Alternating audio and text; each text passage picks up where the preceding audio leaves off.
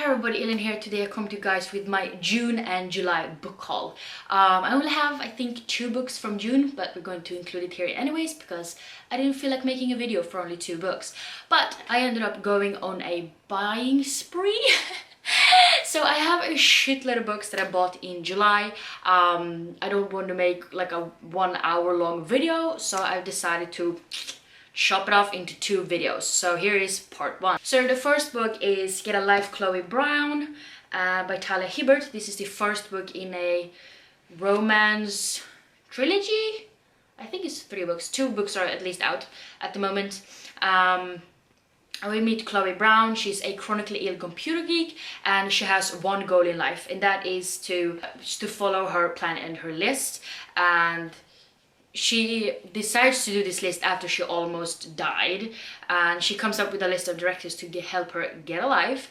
And the things is: enjoy a drunken night out, ride a motorbike, go camping, have meaningless but thoroughly enjoyable sex, travel the world with nothing but hand luggage, and do something bad.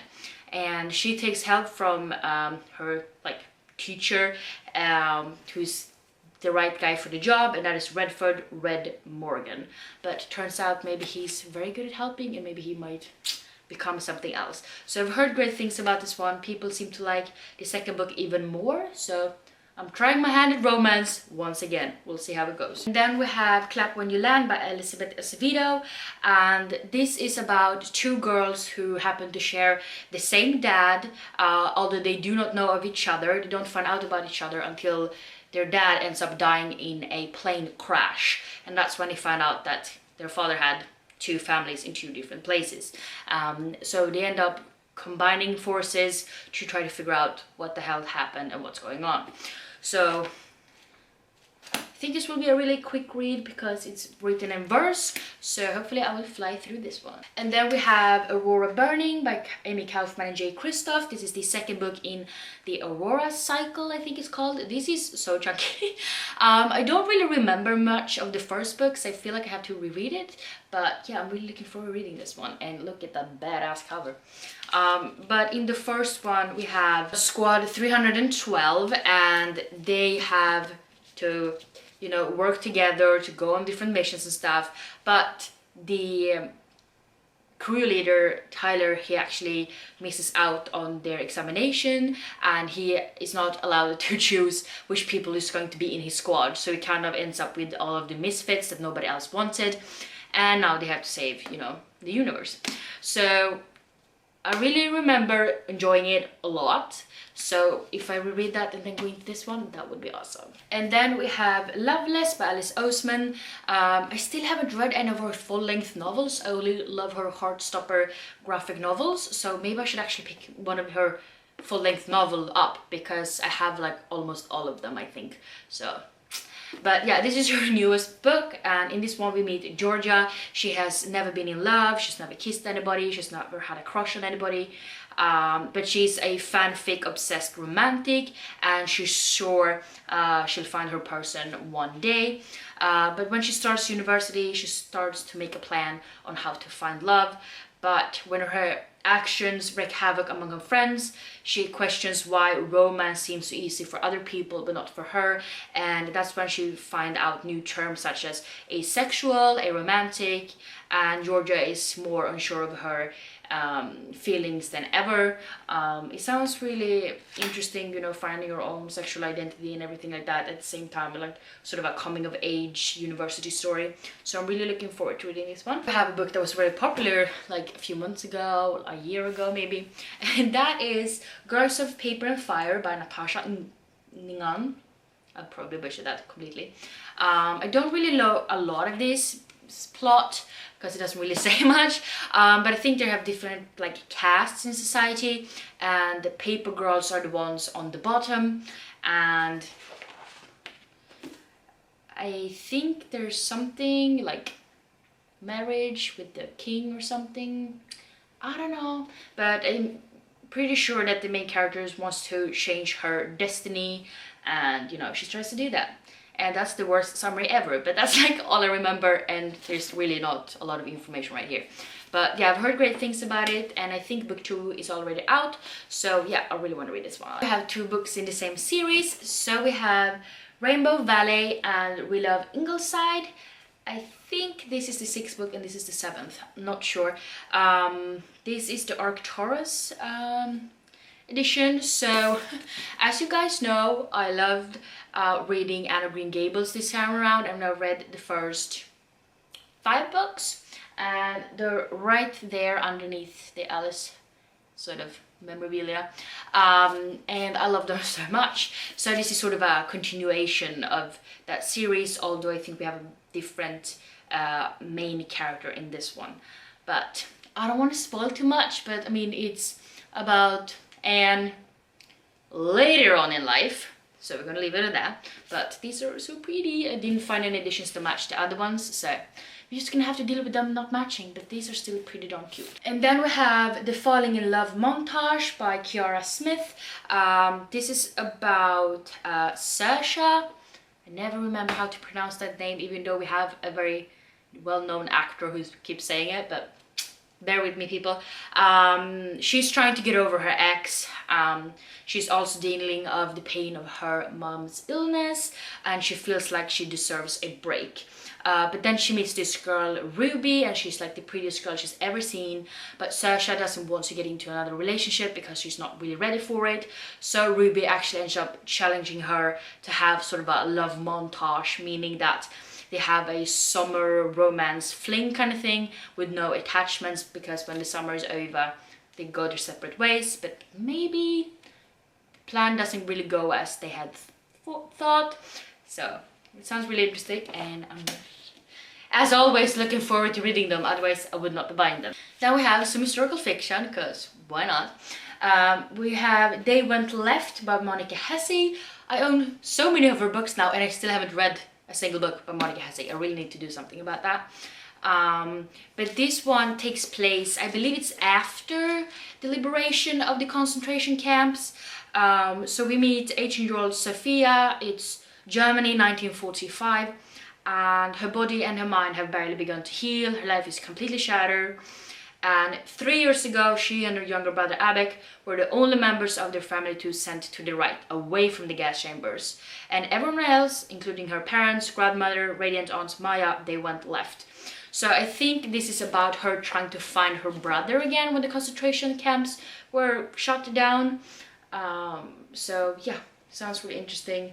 I'm sure it will be a very horrifying, gripping story, and I'm really looking forward to reading this one. And then we have Agnes at the End of the World by Kelly McWilliams, and this sounds really interesting actually. So we meet Agnes, and she loves the place where she lives. It's Red Creek. It's quiet, it's sunny mornings, it's dusty roads, and it's good. And she cares tirelessly for her younger siblings and follows the town's very strict laws. But what she doesn't know is that Red Creek is a cult controlled by a madman who calls himself a prophet. And she one day meets this guy named Danny. He's an outsider boy, and she starts to question what is actually a sin. And her brother Ezekiel will die without his insulin because he's diabetic. But it's a sin to need medicine. So she actually has to buy insulin on the black market to be able to come by it. And you know, one day she's just earning for something else beyond Red Creek. And her sister Beth, is she a sinner just because she's yearning for the world beyond Red Creek? And shit goes down. Because the prophet keeps getting more and more dangerous, more and more controlling. And I really want to read this one so soon because it sounds really interesting. And I have never read a book about a cult before. So I feel like that would be a really cool concept. And then we have The Wonderful Things You Will Be by Emily Winfield Martin. This is a picture book, which you can probably guess by the sheer size of it. Illustrations are amazing. And it's just pretty much like a parents trying to get the kids to do whatever they want to be in their life, and it's just beautiful, and I absolutely loved it. We have Ruby's Worry by Tom Percival. This also has really gorgeous illustrations. This is about a girl that has a worry. She doesn't really know what to do with it. She doesn't know how to get away from it. But she learns how to, you know, take care of her worry. So, really good book as well. So we have The Stormwell by Benji Davies. and beautiful illustrations. You can find cats on every single page, which is awesome. This is about a boy who finds a whale washed up from the sea, and he decides to take care of it. And we have The Boy at the Back of the Class by Unjali Q. Rauf. This is a middle grade book. It's about a boy telling the story. He tells the story about meeting Ahmed. He's 9 years old, but he's very strange. He never talks to anybody, he never smiles, he doesn't even like lemon sherbet, which is the main character's favorite. But then the main character learns the truth, the fact that Ahmed is not strange at all. He's a refugee who's run away from a war. A real one with bombs and bullies that hurt people. So this sounds like a very hard-hitting book to read, but I'm really looking forward to reading it. And then we have The Hate You Give by Angie Thomas, which I hope is a book pretty much everybody has read by now. I read originally this as an ebook. I absolutely freaking loved it, and I've been saying for years that I need to have a physical copy, and well, now I do. So now I can reread it. But this is about a police shooting, and I think that's all I need to say about it, because everybody's probably heard about this book by now.